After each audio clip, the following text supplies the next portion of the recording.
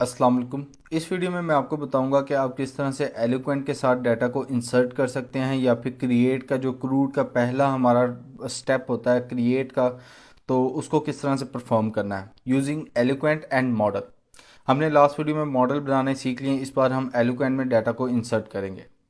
तो ये कुछ स्टेप्स मैंने लिखे हैं जो कि आपको फॉलो करने पड़ेंगे। सबसे पहले तो डेटाबेस का कनेक्शन जो कि आप लोगों ने किया होगा, अगर नहीं किया तो अपनी डेटाबेस में जाकर एक डेटाबेस न्यू पर क्लिक करें, एक डेटाबेस बनाएं और यहाँ पर .env की फ़ाइल पे जहाँ पर मैंने ये ऊपर वन लिखा है, डेटाबेस वन के नाम से ये मेरे डेटाबेस का नेम है। जो कि इस तरह से हम नहीं लिखते, लेकिन क्योंकि हम डेमोन्स्ट्रेशन कर रहे हैं, आपको मैं बता रहा हूँ, पढ़ा रहा हूँ, इस वजह से इट डजेंट मैटर कि मैं क्या नाम लिखता हूँ। ठीक है, तो ये मैंने डेटाबेस का कनेक्शन किया। सेकंड स्टेप हमारा क्या होगा, हम क्रिएट रिसोर्स कंट्रोलर। हमने रिसोर्स कंट्रोलर बनाना सीखा भी है अपनी इस वीडियो सीरीज़ में, लेकिन इस वीडियो में मैं आपको एक बार फिर आपको बताऊंगा। तो सबसे पहले तो रिसोर्स कंट्रोलर आपको पता होना चाहिए कहाँ पर है। तो आप ऐप में जाएं, ऐप में HTTP में जाकर कंट्रोलर्स हैं, इधर आपके कंट्रोलर्स पड़े होते हैं। ठीक है, टर्मिनल पर जाकर एक रिसोर्स कंट्रोलर बनाते हैं हम। और उसके लिए हमारे पास जो कमांड है वो आपको पता भी है, हम लिखते हैं PHP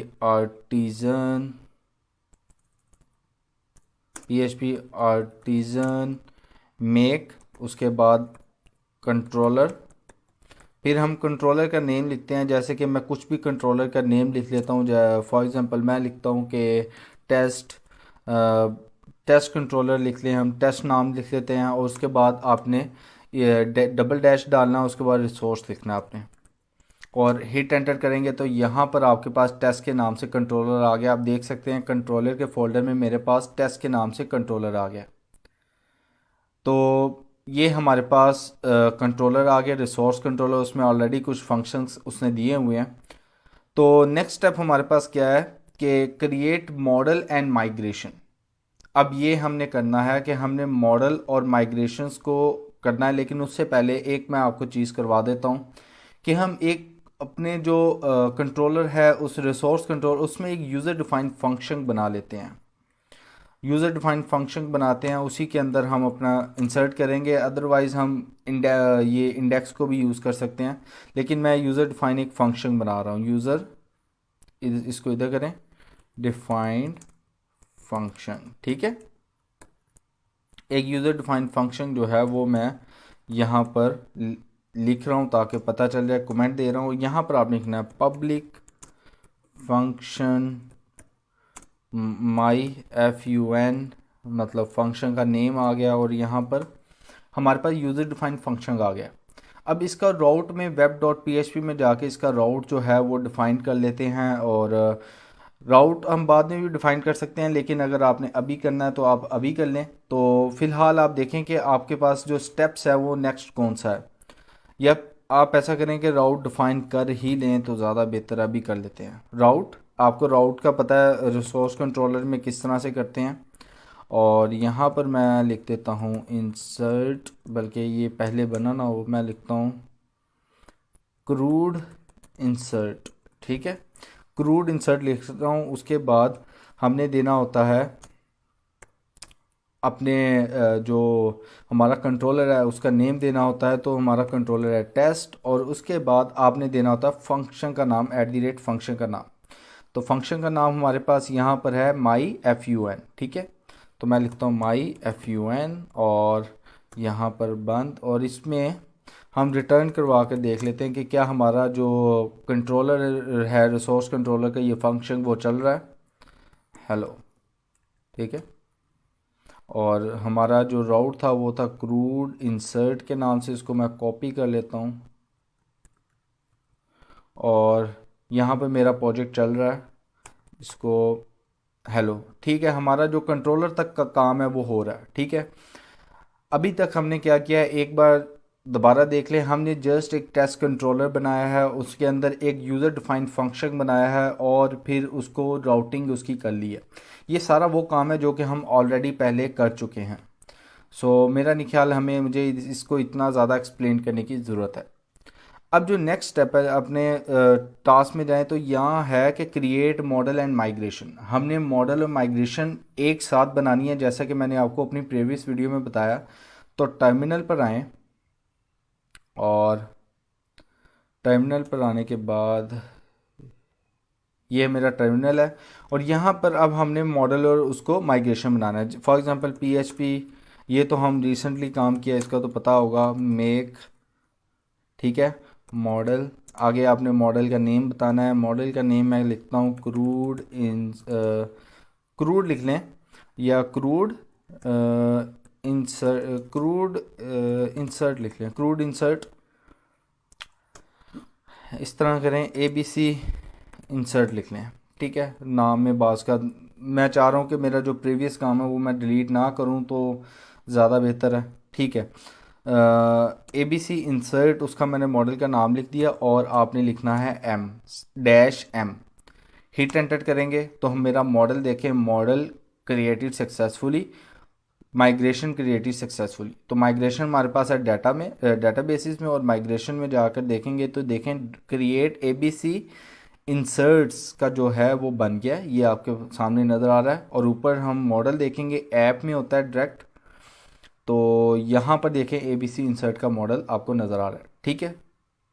तो यहाँ तक हमारा जो है काम हो गया। अब हमने जो काम करना है, हमने स्कीमा जो कि हमारी माइग्रेशन बनी है उसमें जाएंगे, ABC वाली, ये जो इसको नीचे ले आते हैं, बल्कि ये देखें, तो ये हमारी माइग्रेशन बनी। तो हम वैसे ही अब जो है हमारे टेबल का नाम वो ABC इंसर्ट्स होगा। और यहाँ पर मैं एक एक फील्ड ही बस बताऊँगा, ज़्यादा करने की मुझे ज़रूरत नहीं है। मैं नेम लिखूँगा, सॉरी स्ट्रिंग, और उसके अंदर नेम लिखूँगा, नेम लिख लें आप, और मैं सिर्फ नेम की फील्ड लूँगा। उसके बाद आपने इसको माइग्रेट कर देना है, PHP आर्टिज़न माइग्रेट, ठीक है।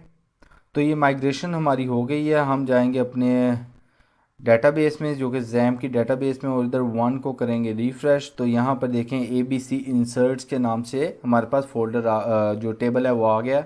उसमें ID ऑटो इंक्रीमेंट है, बाय डिफ़ॉल्ट जो है लारावेल ने ली, और नेम का मैंने खुद बनाया। तो यहाँ तक तो होपफुली आपको समझ आई होगी कि हमने क्या किया। मैंने कुछ नहीं किया, मैं आपको बता रहा हूँ कि सिर्फ मैंने एक रिसोर्स कंट्रोलर बनाया, उसमें एक यूज़र डिफाइंड फंक्शन बनाया और उसको मैंने वेब के अंदर कॉल कर लिया, राउटिंग उसकी कर ली, ठीक है। उसकी राउटिंग करने के बाद फिर मैंने जो नेक्स्ट स्टेप था हमारा वो था मॉडल और माइग्रेशन। तो मॉडल मेरा बन गया और माइग्रेशन हमने एक ही कमांड के साथ उसको हासिल किया। ये है मेरी माइग्रेशन है, ये नीचे वाली क्रिएट ABC इंसर्ट, और उसके अंदर हमने जो भी स्कीमा जो कि फील्ड ऐड करनी थी उसको ऐड किया और उसको हमने माइग्रेट कर लिया अपनी डेटाबेस में इस टेबल को बनाने के लिए। होपफुली यहाँ तक आपको क्लियर होगा। मैं चाह रहा हूँ कि आपको स्टेप बाय स्टेप चीज़ों का पता चले, तो इस चीज़ की तरफ ध्यान दीजिएगा। तो जैसे हमने माइग्रेट कर लिया, अगला स्टेप देखें, डिफाइन योर टेबल स्कीमा, यहाँ तक हमने कर लिया, स्टेप 4। अब स्टेप 5 क्या, create user defined function is resource controller and create its route. ये हम ऑलरेडी कर चुके हैं, ये मैंने आपको पहले ही करवा दिया, ठीक है। अब हमने करना है कि हमने अब जो बात आती है वो आती है कि हमने जो मेन काम है अपना एलोक्वेंट के साथ इंसर्ट का, वो हमने कहाँ करना है, ठीक है। माइग्रेशन का इतना ही काम था, वो हमने करना है रिसोर्स कंट्रोलर में, माई FUN के अंदर, माई फंक्शन के अंदर। तो रिसोर्स कंट्रोलर में हम आ गए हैं, जो कि टेस्ट के नाम से मैंने test.php के नाम से बनाया था। अब यहाँ पर सबसे पहले मैं एक ऑब्जेक्ट लेता हूँ, $, माई माई वर्क के नाम से मैं ले लेता हूँ। माई वर्क के नाम से एक मैंने लिया और इसको मैं इसको बल्कि पहले हमें क्या करना पड़ेगा, हमें उसको बताना पड़ेगा कि इसके मॉडल को यहाँ पर हमें लेना पड़ेगा। इसको कहते हैं हम ऑब्जेक्ट्स जो हैं हम बना लेते हैं। अगर आपने ऊप पढ़ी है तो हम ऑब्जेक्ट्स के ज़रिए इसको लेंगे। तो ये माई वर्क एक ऑब्जेक्ट मेरा बन जाएगा। तो यहाँ पर आकर हमने क्या उसे बताना है, न्यू, हमने यहाँ पर उसे मॉडल को इंसर्ट करवाना है।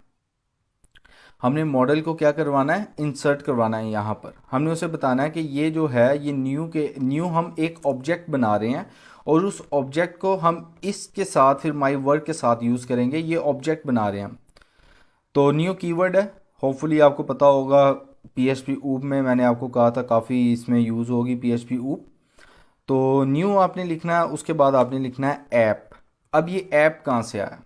ये ऐप है आपकी ये डायरेक्टरी जिसमें आपके वो पड़ा हुआ है। अगर मैं इसकी डायरेक्टरी को वापस लेकर जाऊं तो जिसमें आपका पड़ा हुआ है ABC इंसर्ट मॉडल। तो ये मैं उसे बता रहा हूँ ऐप।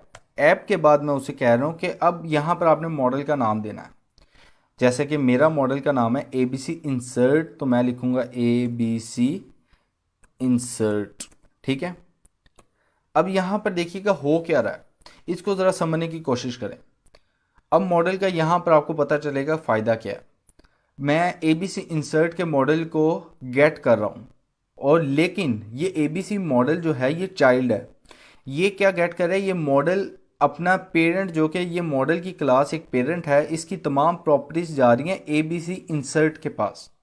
तो इसका मतलब ये है कि अब मैं ABC इंसर्ट को अगर यहाँ पर उसका ऑब्जेक्ट बना रहा हूँ, उसको इंक्लूड कर रहा हूँ, तो इसका मतलब ये है कि जितनी भी फंक्शनैलिटीज़ मॉडल क्लास की है वो मेरे पास यहाँ रिसोर्स कंट्रोलर में आ गई, मेरे इस ऑब्जेक्ट के पास। होपफुली आपको समझ आया होगा, इसको गौर से समझें कि यहाँ पर देखें मॉडल में मेरे पास मॉडल है एक पेरेंट क्लास, ABC इंसर्ट है मेरे पास चाइल्ड क्लास, जो कि तमाम की तमाम प्रॉपर्टीज फंक्शन को गेट कर रहा है ABC इंसर्ट।